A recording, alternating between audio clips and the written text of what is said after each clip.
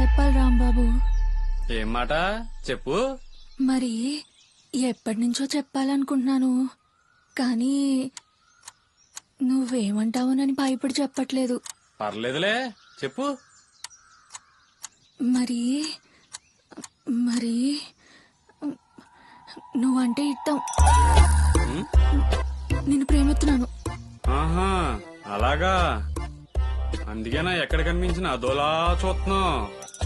అవును, ఈరోజు నా మనసులో మాట చెప్పేయాలనుకున్నాను, చెప్పేశాను. ఇప్పుడు బాగా అర్థమైపోయింది. రాబండిక్. ఎందుకు?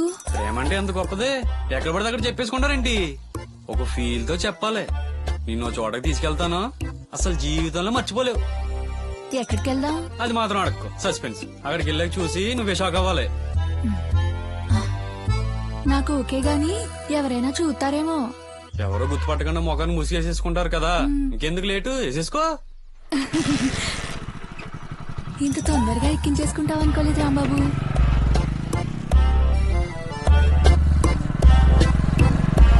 వచ్చేసావా? వచ్చేసాం గాని నేను చెప్పేవారు కలదారు. ఓకే,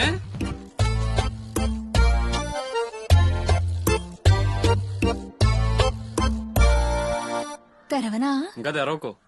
అలాగే రాంబాబు, నువ్వు తెరవమన్నప్పుడే తెరుస్తాను. ఇంటికాడ మా అమ్మకి ప్రైవేట్ క్లాస్ అని చెప్పొచ్చాను. సాయంత్రం దాకా నీ ఇట్టం పిచ్చిగా ఎంజాయ్ చేసేయాలి. I love you Rambabu. జీవితంలో గుర్తుండిపోయేలా చేసే రాంబాబు. చేసేస్తాను. ఇప్పుడు తెరు. గుర్తుండిపోవాలంతే. ఇప్పుడు గుర్తుండిపోద్దే.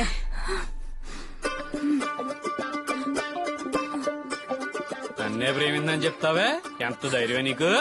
ప్రైవేట్ క్లాస్ కని చెప్పెళ్ళి ఇయ్యాను వేసే ఎదయాసాలు. ఒళ్ళు బలిసి బాగా కొట్టుకుంటున్నావే. రావే రా లోపలికి. ఏంటే చూపంటే లే. అరే నీ జిమ్మడిపోను. ఇష్టం లేకపోతే లేదని చెప్పాలి గాని ఇంటికి తీసుకొచ్చి కొట్టిద్దావా? నా ఉసురు తగులుద్దిరా నీకు, ఉసురు తగులుద్ది. నువ్వు దేన్నైనా ప్రేమిస్తే అది నీకు దక్కక పిచ్చోడు అయిపోతావు. అప్పుడు నన్ను చూసి ఏడవకపోతే నా పేరు మంగే కాదు. రాంబాబు ఇక్కడ ఏంటి పడ్డా? అయ్యో పాపం ఆ పిల్ల. అప్పటి నుంచి రాంబాబుని ఏ అమ్మాయి ఇట్టపడ్డా చెప్పదు. చెప్తే ఆళ్ళని కూడా ఎక్కడి ఇంటికి తీసుకెళ్లి కొట్టిస్తాడేమోనని భయం. ఇంకేం చెప్తారు? అంటే రాంబాబు ఎవరిని ప్రేమించలేదన్నమాట. ప్రేమించలేదు, ప్రేమించడు కూడా.